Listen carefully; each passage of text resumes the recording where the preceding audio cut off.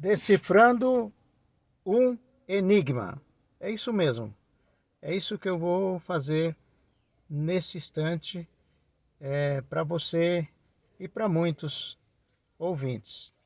O enigma está no livro da Bíblia em 1 Samuel, capítulo 1, versículo 28. Qual é o enigma? O enigma neste relato bíblico ocorreu que o rei Saul, ele foi consultar uma necromante, uma médium espírita. Quem era o rei Saul? O rei Saul foi o primeiro rei de Israel. Porém, o rei Saul, ele foi colocado pelo povo de Israel, escolhido pelo povo de Israel, e alguma das suas atitudes o fez que Deus, Jeová, o rejeitasse, o recusasse. E quando Deus recusa um homem num governo, numa liderança, ele começa a ter apenas percas, prejuízo, e dar prejuízo ao seu povo. Assim sucedeu com o rei Saul. Agora, o motivo por que Deus o recusou, porque Deus havia dado ordem a ele numa batalha contra os Amalequitas, está no capítulo 15 de 1 Samuel. Eu estou apenas relatando o início do enigma. Então, nessa batalha contra os Amalequitas, Deus o havia ordenado para que ele eliminasse totalmente aquele povo, para que futuramente aquele povo não viesse a ser uma pedra no seu sapato. Mas o rei Saul não obedeceu à ordem divina e matou algum dos povos, a população, e pegou o rei Agag, que era o nome dele, dos Amalequitas, Agag, e trouxe para Jerusalém, para Israel, e trouxe as ovelhas, os bois gordos, os animais, para posse dele. E isso fez com que Deus nunca mais lhe respondia através de sonho, ou lhe respondesse através de visões, ou através do sacerdote. Isso está relatado no capítulo 15, porque o livro de Samuel, 1 Samuel, ele foi escrito até o capítulo 25, pelo próprio Samuel. Depois Samuel morre, que era um profeta de Deus, falava somente o que Deus ordenava, né? O que Deus lhe transmitia em visão, mas até o capítulo 25 ele escreveu. Depois ele morre, e dali para frente, quem escreve os relatos acontecido foi Natã, outro profeta, que também deu a continuação ao livro de 1 Samuel. Mas o relato, o enigma, está no capítulo 28. Agora, por que motivo? Eu vou ler o texto, né? O texto do capítulo 28, verso 12, 13 e 14. Eu vou ler para que você possa se inteirar. Quando essa mulher era necromante, uma médium espírita. Quando a mulher viu, Samuel gritou em alta voz e disse a Saul: por que me enganaste? Tu és Saul? Então o rei lhe disse: não temas o que vês. Então a mulher respondeu: vejo a Saul. Vejo um espírito que vem subindo. Então Saul estava interrogando porque Deus não lhe havia mais respondido, né? O verso 6 confirma que Deus não havia respondido mais a ele.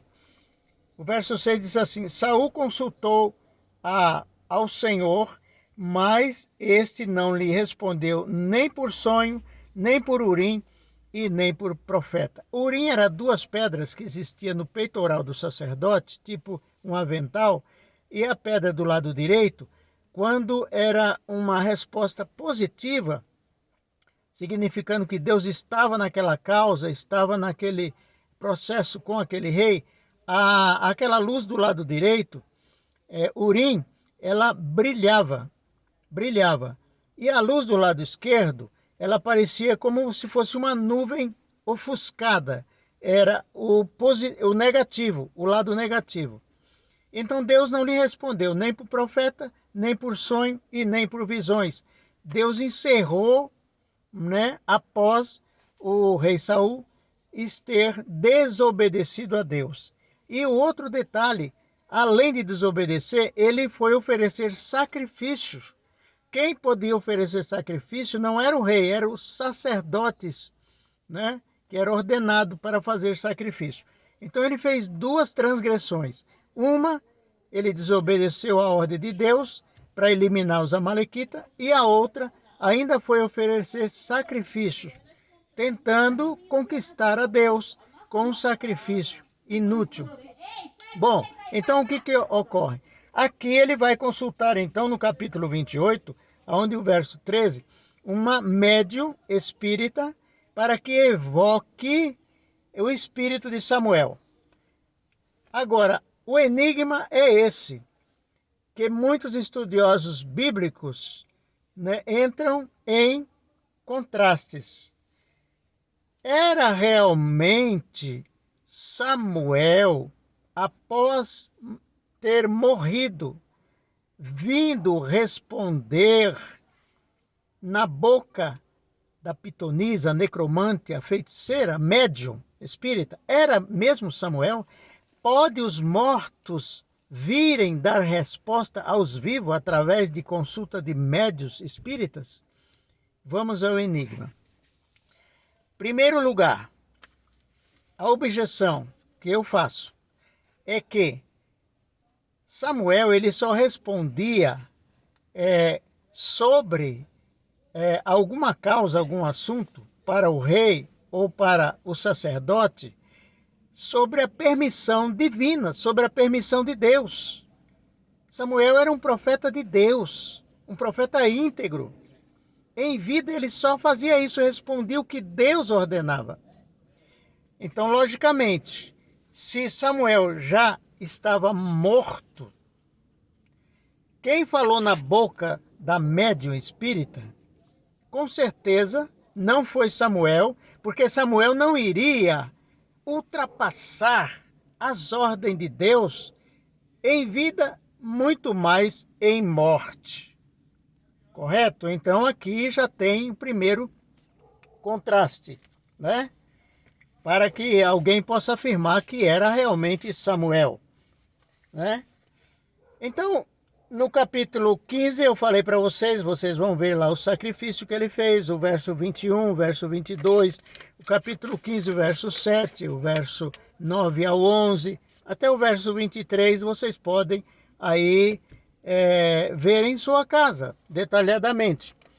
Então, Saul, a médium espírita, necromante, no capítulo 28, verso 13, ela então vai e diz, ele lhe perguntou, qual é a sua aparência? Ela disse, vem subindo um ancião entre os deuses.